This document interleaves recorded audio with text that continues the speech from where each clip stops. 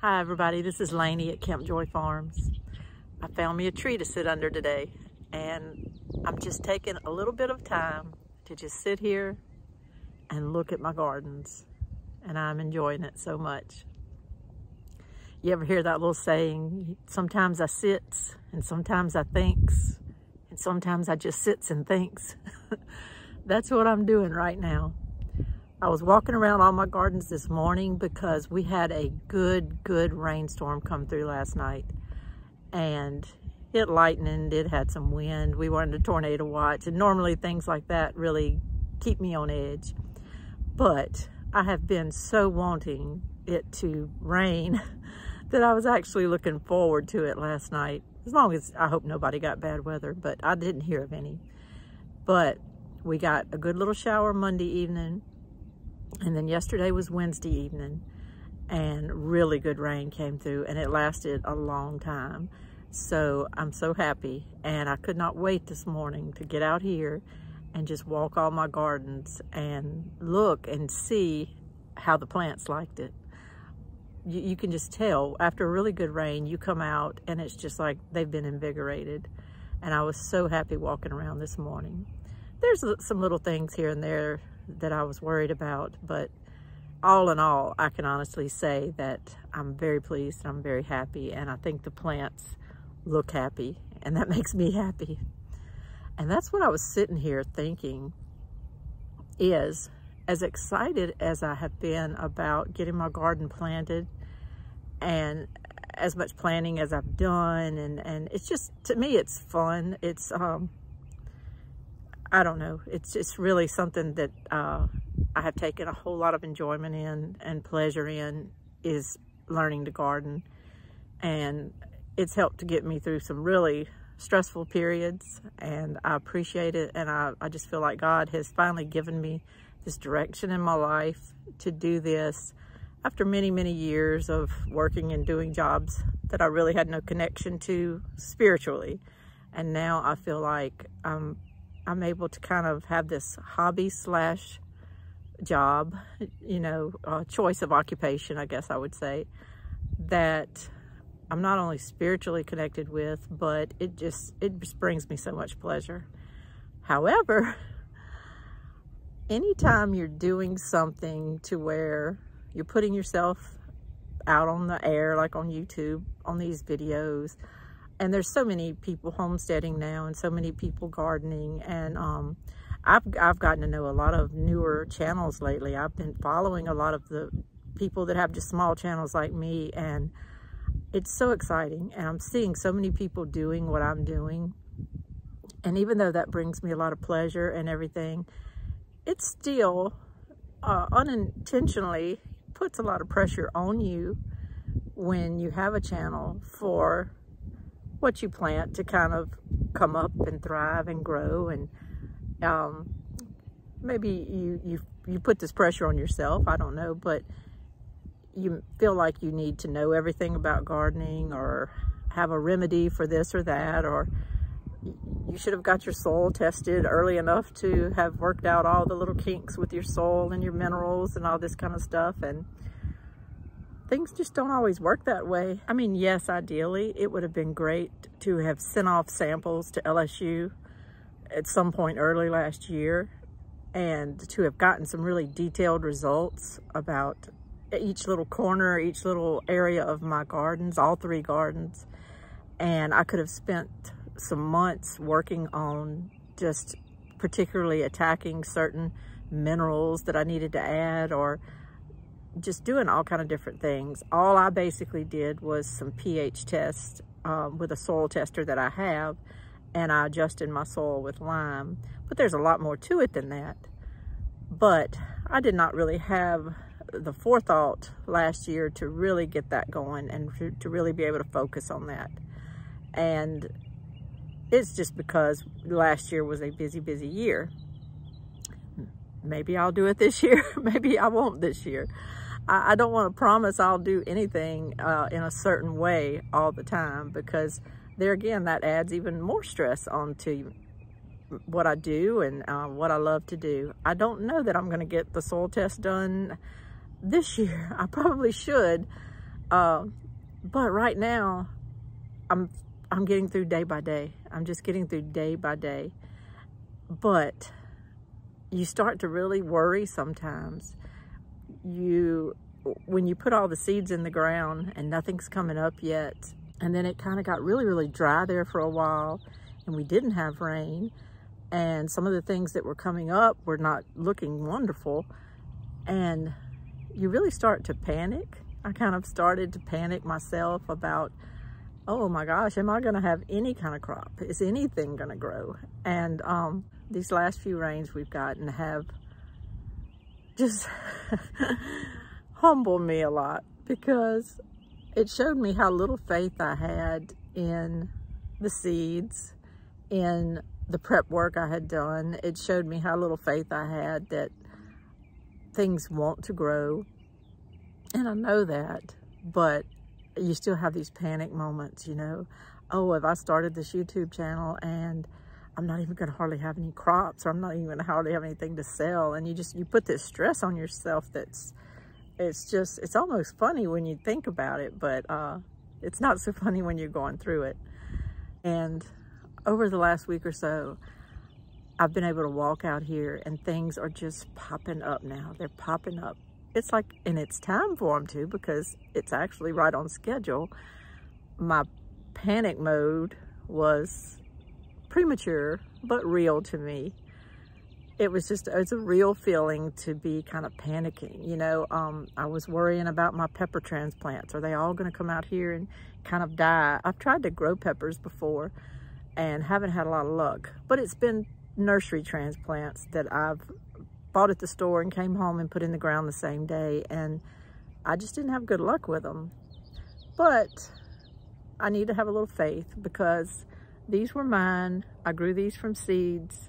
I nurtured them, I hardened them off, and, you know, and they're doing okay. And I need to just relish the fact that they look like they're doing okay. My eggplants, even though I did harden them off too, they had a little bit of transplant shock when I put them out. Or a couple of the nights, I think, got a little cooler than I realized when I put them out. And so they struggled. But they're coming back now. And I guess this whole message of this video is, I need to have faith. I need to give the process time to work. I need to let the plants have their time to adjust to the soil, to the weather. And then when their little root systems get in the ground good, they're gonna thrive. When you're growing it just for fun, when you're putting a tomato plant out just for fun, you know, just hoping it'll come up, but not life or death or anything, you don't really think about things like this. If it dies, you just go buy another one and put it in and all. But when you kind of make plans, and you kind of have to be advertising word of mouth of products that you might be wanting to sell, you know, as I'm doing, and getting my little shed store ready to sell to my family and friends. When you're doing things like that, you want those tomato plants to be growing. You don't want them to be sitting there not doing anything. And they're finally starting to really show that they're growing. They're getting blooms on them. Some of them are getting kind of bigger now, and none of them are getting huge already, but they're growing. And I think their root systems are really getting established, and I think they're gonna be healthy. And I just look out and I see green now. I see so much green coming up. It just warms my heart to see all this green, to see all of this new growth, my corn, my beans, my tomato plants that I can see from here, and my cowpeas. I have so many purple hull peas and zipper cream peas coming up right now, and the black-eyed peas have started coming up with the zipper cream peas. I just walked out there a while ago and they're both coming up now. The black-eyed peas are shooting up. But so far I don't see any problems. The problem's just gonna come, you know, when they get bigger and when it's time to harvest. It's just gonna be a hot mess. But I'll deal with that at the time. But as I look at my upper garden and I just see the tomatoes and the little John Hawk corn struggling to grow, it's hanging in there, it makes me so happy. And whether I have just a whole shed full of produce to offer or not, no matter what I have, if it's just drips and dribbles over months, I'm going to be happy and I'm going to be glad and I'm going to know that I did the best I could. And when it's all said and done, I think I'm going to have a pretty good harvest. There's also another thing that I'm sitting and thinking about today when I sits and thinks on my little stool out here under my tree. There's another thing that has been on my mind. I listen to a lot of different financial shows, a lot of different political shows, and just presenters and hosts. After you listen to certain shows for many, many years and you get to know the hosts and you get to know many of the guests that are on their regular guests on their shows, you start to kind of trust what they say because you're able to see, looking back in time, that things they said at certain points ended up being exactly right. That might happen once, might happen twice, and you just think it's a coincidence. But after a while, you start seeing that this person really knows what they're talking about. Well, I love to watch Greg Hunter's broadcast. He runs the website called usawatchdog.com. I like Greg Hunter. He used to work for CNN years ago. He always says when it was a real news organization.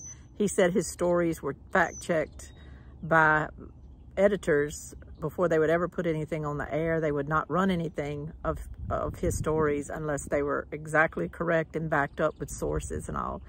Of course, that's gone by the wayside, he says. Then he worked for ABC, Good Morning America, after that, doing a lot of reporting. And anyway, he got out of the mainstream media at some point because he said it had just changed, and I can agree with that. And now he runs usawatchdog.com. But anyway, he has certain guests come on there. One of his guests that was on there the other day is named Martin Armstrong. And Martin Armstrong runs a consulting business. Governments use him and consult with him because he has basically computer systems. He calls it a Socrates system, that they enter all kind of data and information from government sources and just all kind of other things. And they are able to kind of make predictions on future events, and analytically, not Nostradamus type things. It's analytical predictions based on information. And this is why a lot of governments use him and consult with him, is because he kind of helps them put their finger into the wind to see which way the wind is blowing with certain things. And they trust him, and he's able to help a lot of governments and entities around the world predict things for their companies and for their countries. Well, he's on Greg Hunter's show sometimes, and he's very reserved, and he doesn't say things. He doesn't even let the host lead him into making dire predictions or conspiracy type things. He's very analytical. He's a very level-headed person. And he's always kind of held back a little bit with saying very, very dire predictions for our world. But when he was on the other day, he just flat out said he believes our world leaders right now, not just American, but certain other leaders, are intent on leading us all into World War III, that they need this for their financial reset. They need this because things have gotten so messed up financially, so bad with the systems that are in place right now, that they have to have this to reset things so that they can keep going and keep staying in power. Otherwise, it's all fixing to fall apart. And Greg Hunter asked him, so what would you tell people? How do you tell people to prepare? How much food should they put back? How bad is it going to be for the next few years? What do you think? And this man has always been so pragmatic and level-headed, and he just flat out said, it's going to be very bad. And he said, I feel like people need to have at least minimum 2 years worth of food put back, minimum. And Greg Hunter was just stunned. Usually people will say 3 or 4 months worth of food, 6 weeks, something like that.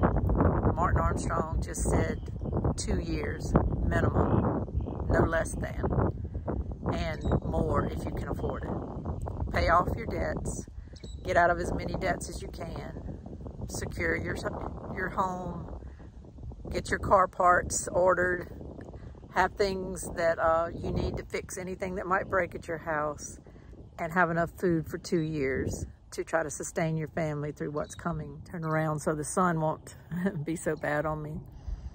But I was shocked when he said that. Now, I prepare, and I have been working on having food for my family for a while. But most of the people, like I said, have always said things like 6 weeks, 3 months, 6 months at the most. And now, to a person, all of the people that I listen to, that I trust, whose voices have seemed to have been right the last 10 years that I've listened to them, they're all saying the same thing now. Prepare, prepare, prepare, and have at least a few years worth of food for your families and stuff. And the one way I will say it scares me to hear them say that. These are people who have their hand on the pulse of a lot of things that I don't have privy information to. They talk to people I'll never talk to. They are able to access data from sources within the government I'll never be able to access.